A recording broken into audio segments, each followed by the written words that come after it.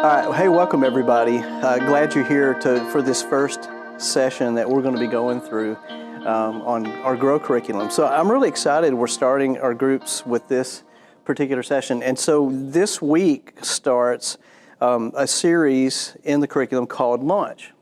And we've been talking a little bit about it, so it's a little bit familiar to all of you. But so Ebony and I are going to spend some time just kind of introducing this first session for the groups. And we're just going to spend about 7-9 minutes with you. And then what we really want you to do, though, is we want you as a group to take this and just have a great discussion about some of the things we introduce. So that's what we're doing today. And so, Ebony, what do you want to kind of say to get us started in this session? As Tim said, I am super excited about the series that we are starting this semester together as a community. We'll be talking about how to grow in our faith, spend time with others, spend time with God, how to use our spiritual gifts and share our story. And so we're thinking about ways as we as a community can grow in depth in our relationship with Christ outside of Sundays. And so what does it look like to grow together? And we believe at Murray Hills that community is vital to our faith. Yeah. And so we're super excited about this new curriculum that we'll be launching together. A lot of times when you meet somebody who's a believer and you ask, what does it mean to grow in your faith? They usually give you two basics, which are read your Bible and pray. And so throughout this series, we're going to talk about what are some other things we can do to grow in our faith, or what does it really mean when we talk about reading our Bible and praying together, and what that looks like as we create spiritual rhythms that help us to grow closer to God. So when we were children, you hear Bible stories all the time. Throughout this series, we're going to be talking about some Bible stories that you're very familiar with, that you've heard over and over again if you have been a Christian for a while or been attending church. But we're going to talk about what those Bible stories are teaching us about God and how, as adults, as we grow in our faith, how they can help us to create rhythms in order to grow. And so the first Bible story we're going to talk about this week that Russ preached on is about the story of Mary and Martha. And that is in Luke 38, Luke chapter 10, verses 38 through 42. And we're gonna talk about that story specifically, the characters of Martha and Mary, the characteristics of Martha and Mary, and what Jesus meant by Martha being distracted.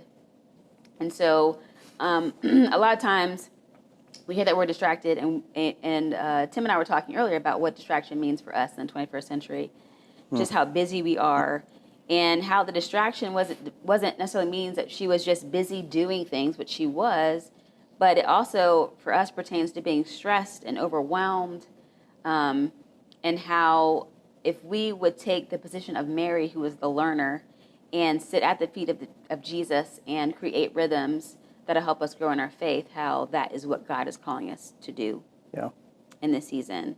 I read something today that said religion to us is thinking that we need to obey in order to be accepted by God. But the gospel is an invitation to live our lives towards Him. And so this week we're going to be talking about what that looks like to quiet ourselves in different ways to create rhythms in order to grow in our faith. So, Tim, what are some rhythms we're talking about? What are some rhythms that you have in your life that you use to grow in your relationship with Christ, or hope to use? Yeah. Well, honestly, I mean, I'm like everybody else. I struggle with the same kind of things, and I really do. Like, I'm not a terribly regimented kind of person. So I was just thinking when you were introducing the story of Mary and Martha, I was just thinking, that the easy response we give people a lot of times is, spend more time with God and pray and and read the Bible. And so the question is that just too simplistic? Not wrong, of course. I mean, it's not wrong, but is it too simplistic? In other words, is it as simple as that? You just spend more time with God, just read your Bible more and pray. Well, I mean, no, of course, those are great things to do. The problem is doing it and sticking with it. I mean, that's the problem we all struggle with, right? I mean, I do. Yeah. And so for me, I tend to be more of a Mary kind of person. I'm more into adventure, and I like not knowing what's coming. I like different things. I like change. You know, Russ always likes to say when he preaches, nobody likes change. And I'm always in the back going, I do. I actually do like change. I'm kind of weird, I guess, in that way. Right. I don't mind it. You know, to me, it keeps me fresh, keeps me kind of interested and excited.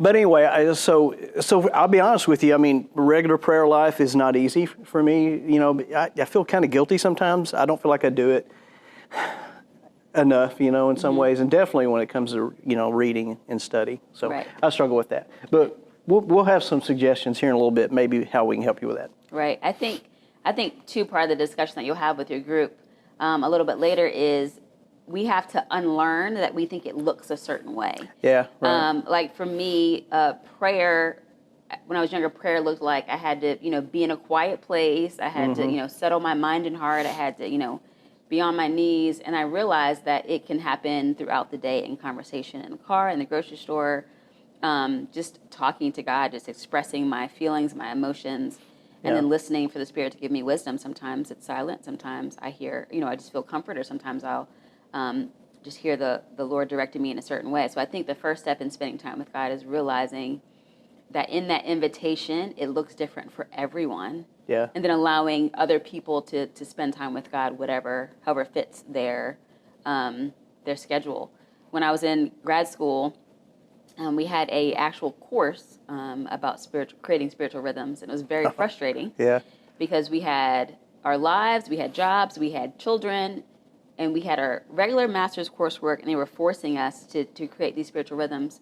And by the end of the program, we realized that if we were going to be to continue to grow in our faith as Christian leaders, that was imperative to spend time with God. When we threw some of those things to the side, we realized that our stress level increased, even though it's so funny because you think that the higher the stress, the more you have to do, the less time you have to spend with God.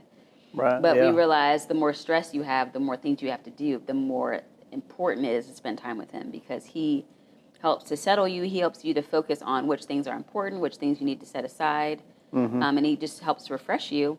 For instance, I created a spiritual rhythm where I have a 40-minute drive to work. And during the first 15, 20 minutes of that drive, I turn off the radio and I just drive in silence.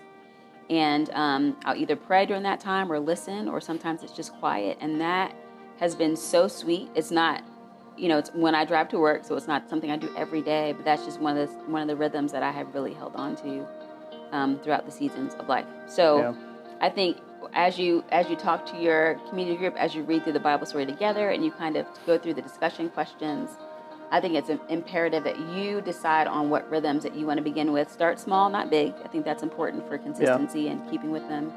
And then holding each other accountable for those rhythms. As you guys meet together, the one important thing about community, right, is we get to do life together.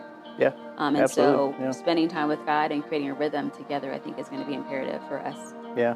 That's Well, what you're good. so maybe to kind of wrap this thing up, right? So I think, what do you do with this? Like, I mean, this story about Mary and Martha, I think one of the primary things we learn from that story is that we are wired differently, right? I mean, what works for me may not necessarily work for you. What worked for Mary didn't necessarily work for Martha, and they were wired very differently. Their experience was different. So this is, you know, we're just setting the table, right? We talked about this earlier. We're just setting the table right now. That's all we're doing. It's to set the table with some thoughts and some ideas. Now you get the chance to put the food on your plate, and as a group, you get together and talk about, you know, you get to eat, right? That's the biggest value, you know, of this time that we're doing to introduce this. So I guess maybe in a way to wrap up, I think I'm in a real, I told Ebony this earlier, I'm in a really very real part of my life. I'm 54, 25 years in ministry, and I just want some real solutions, real stuff, right? You know, not a lot of theory. That's just where I'm at. And so let me just say this. And this may sound simplistic to you, right? It may, but it's so true, right? Probably the first and best thing that any of us can do, as far as getting that regimen and getting serious about these kind of spiritual things that you talk about in growth, is just start thinking about God more. Think about God more. Think about Jesus more. And because the truth is, we got so much stuff that crowds them out of our minds. I mean, all the entertainment stuff and all the other things that we do, our work, our church, everything crowds God out of our thoughts. And so if you get only one thing from this discussion and kind of into your discussion now, I would say first start thinking about God more, start thinking about Jesus more. And then as a group, that's the beauty of group. You get to help each other. You know, you're not by yourself, and that's important to know. Wonderful. Yeah. We thank you for joining us, and we look forward to hearing about your future discussions you're going to have with the community group and growing together throughout the series. Yeah.